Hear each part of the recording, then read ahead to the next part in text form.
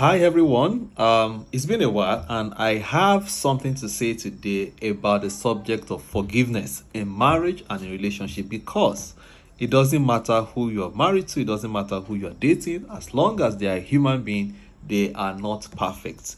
And that is why I like to say that marriage is not created for perfect people. However, imperfect people can have an amazing marriage, and that is what I'm here to help you to discover.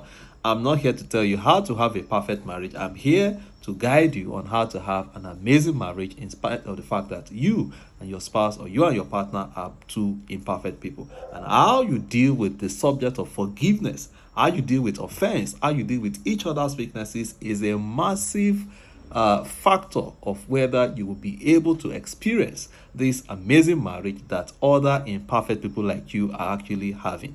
So, let's talk about forgiveness for a minute. And this is the first thought I want to share about the subject of forgiveness. The Bible says that God is slow to anger.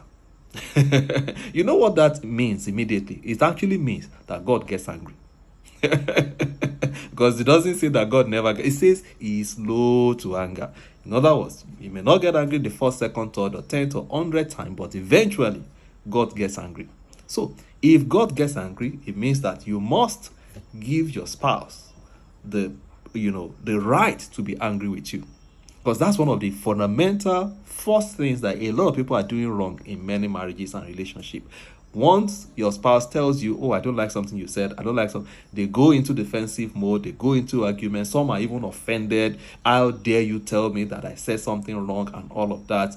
Now you must relax yourself and receive it almost as a gift to your relationship, because if you are in a relationship right now where everything must be pleasant, nobody must express displeasure, everybody must pretend like everything is dandy, even if you offended me and I'm heartbroken about it, I must cover it with jokes and laughter, and and just sweep it under the rug.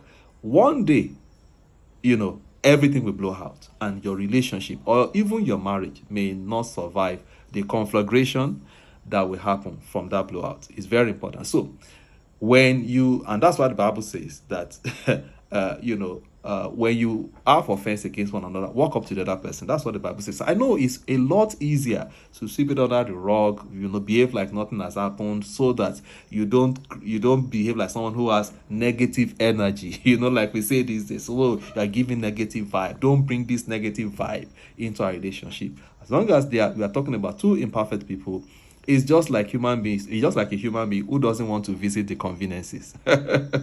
You know that if you met someone who said, I've never been to the conveniences, I've never been to the restroom in the last 1 year, you know that you are meeting someone who is very close to their grave, and you must rush them to the hospital because they are stocked, they have a lot of toxin and a lot of impurities and a lot of issues going on their inside. And that's exactly what it is in a relationship where we do not give each other the grace, the benefit, the right to express displeasure.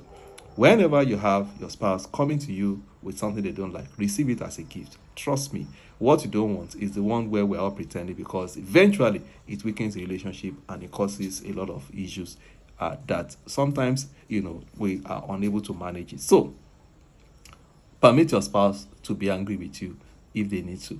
Of course, how you express your anger is very important, and that's another topic on its own. It's extremely important how you express your anger.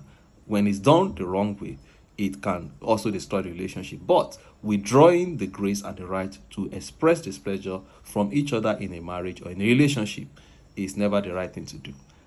I'll come back to you again with more thoughts on the subject of forgiveness. Till then, I wish you bliss.